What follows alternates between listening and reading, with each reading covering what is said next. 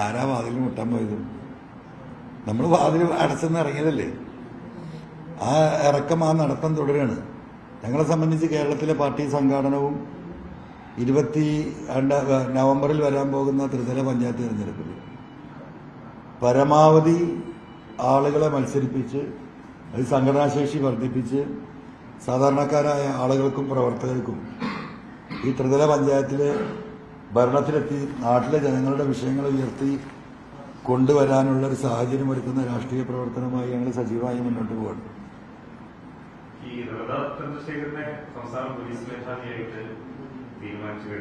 പ്രഖ്യാപിച്ചോ? ഓ, സന്തോഷം.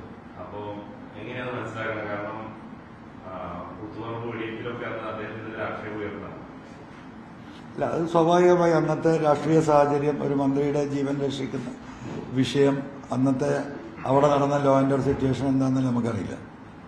എന്റെ വിഷയം അതൊന്നുമല്ല. എന്റെ വിഷയം പഠിച്ച പണി 18ഉം ഈ പറയുന്ന അജിത് കുമാറിന്റെ പോറ്റുമകനെ DGP ആക്കാൻ വേണ്ടിയിട്ടുള്ള എല്ലാ വഴിവിട്ട മാർഗങ്ങളും സ്വീകരിച്ചു. നിങ്ങളിതിൽ മനസ്സിലാക്കേണ്ടത് UPSC എന്ന് പറയുന്ന കേന്ദ്ര ഈ ഏജൻസി അത് കൃത്യമായ ചില മാനദണ്ഡങ്ങളുടെ അടിസ്ഥാനത്തിൽ രൂപീകരിക്കപ്പെട്ടു. സുപ്രീം കോടതി വരെ UPSC ആണ് ഈ കാര്യത്തിൽ അവസാനത്തെ ഫൈനൽ ലിസ്റ്റ് അവർ പ്രഖ്യാപിക്കുന്ന ലിസ്റ്റിൽ നിന്ന് ആ 3 ആളുകളിൽ നിന്ന് DGPയെ നിയമിക്കാൻ പാടുള്ളൂന്ന് കൃത്യമായ മാർഗനിർദ്ദേശം കൊടുത്തിട്ട് അതിനെപ്പോലും ഒരു സിസ്റ്റത്തെ മറികടക്കാനാണ് മുഖ്യമന്ത്രി പരിശ്രമിച്ചത്.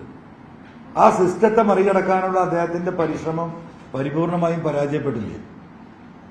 അതില് എനിക്ക് അങ്ങേയറ്റത്തെ എന്താ പറയാ പോരാട്ടം നയിച്ചതിന്റെ അവസാനത്തെ റിസൾട്ടാണ്.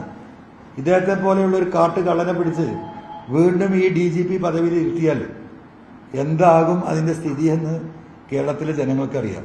എന്നിട്ടും അവസാന നിമിഷം വരെ പോറ്റുമകന് വേണ്ടി അവസാന ശ്വാസം വരെ ഞാൻ പോരാടുമെന്ന് പറഞ്ഞതുപോലെ പോരാടി പരാജയപ്പെട്ട് UPSC കൊടുക്കുന്ന ലിസ്റ്റിൽ നിന്ന് ഒരാളെ നിയമിക്കേണ്ട ഗതികേടില് പിണറായി വിജയൻ എത്തിയിട്ടുണ്ടെങ്കിൽ PV അൻവർ നടത്തിയ പോരാട്ടത്തിൽ വസ്തുതയുണ്ട്. ഞാനതിൽ എനിക്ക് നല്ല എന്താ പറയുക ചാരിതാർത്ഥ്യമുണ്ട്.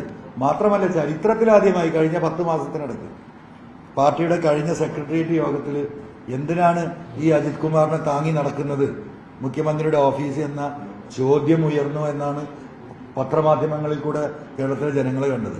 അതിലും ഞാൻ സാറ്റിസ്ഫൈഡ് ആണ്.